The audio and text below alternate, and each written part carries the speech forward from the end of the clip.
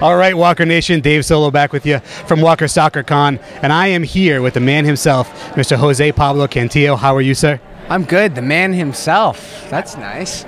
We are huge. We are huge Martinez fans, and who? See, so are they. Obviously, listen to that. So were you upset when Martinez got bit? I called out of work for a week and a half. Did you call out of work? I was tired of it. But aren't you the boss? I am the boss, so I called out to myself, and then I went back and I watched repeats with Martinez. Oh, that's really nice. Episode 13. That was a good episode. Yeah, but what do you think of the death? Well, you're asking me questions. This is like a dream come true. What I think of the death, you know, it was memorable. You know, the power struggle there, I think, was very interesting. With the governor didn't want it. Yeah. You know, and I think it was a testament to Martinez's character because he wanted to share the wealth and share the power because he was just such a good dude.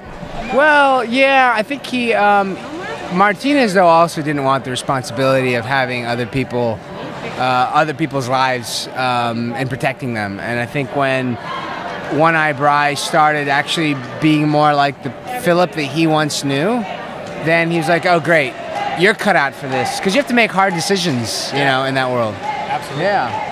But again, we're obviously huge fans. And Martinez in the show, a little different than Martinez in the books. I think definitely for the better. What did you inject from your own personality into the character of Martinez?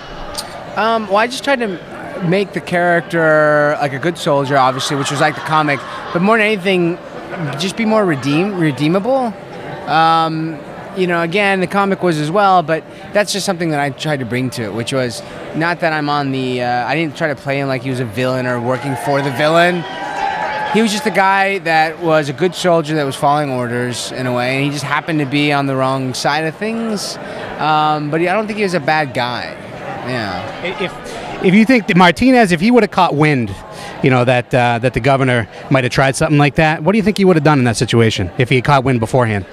Well, that's a tough question because I think Martinez had a debt to repay the governor. I think the governor picked him back up, and after Martinez lost his family, and he saved his life, and so I'm not sure that he would have had a choice. I think he would have said, you know what, I have to follow you until I've had a chance to repay. And I think if you remember that episode when Martinez shot that walker that was crawling through the fire, that was about to, you know, before they left him. And then we left him. Yeah. So I think at that point it's like, you know what? We followed you. We went to the war with you. We've saved you a few times now. We're square. Yeah. Good call. We have a little segment on the podcast called Head to Head in Walking Dead season where we put two folks that never really fought on the show before and say who do we think would win. And one of the most popular ones we've ever done is Martinez versus Darrell. Now they had that little interaction on Arrow and the Doorpost episode. So who do you think would win? I think I know, but who do you think would win in that fight and why? Come on, I think Martinez would definitely win. I agreed. I think, well, it depends. Here's the thing. It's like, how would the fight go down? Like if it's one of those where he's in the, it's like if it's like Hunter, what is it called? Hunger Games. Hunger Games. Yeah. Thank you. It was like a Hunger Games thing, and we were both in the woods, and I think he'd probably use his hillbilly tracking skills and probably take me out. But if we were in the arena where Merle and I fought, then I don't know. I think Martinez has a leg up in terms of the hand-to-hand fight. Look, Martinez had more martial arts skills, and I think he was a little bit more apt for the fight. I mean, because you know Darrell's good with a crossbow, he's good with a knife, but what And about a bottle of whiskey, maybe. Yeah, but what about hand to hand? I don't know. I brought up a good point too. That in the show, Martinez in Arrow and the Doorpost revealed that he had a family, wife, and kids. So I think he's somebody that knows what it's like to have something to live for and to lose. So I think that gives him the edge too. So It's true. a nod to Martinez. Yeah, no, that's good. I like that. And yeah, Martinez. I mean, unfortunately, all the best characters then come from a place of anger. You know, I mean, Darrell as well. I mean, what he had to go through with Merle, but there's something about having a family. I mean, obviously, that's a theme that happens with Rick, and it happens with the governor, and with Martinez as well, which he did reveal in that episode 13. I don't know. I feel like coming from that place of survival, you know. Yeah. Do anything. You'll do anything.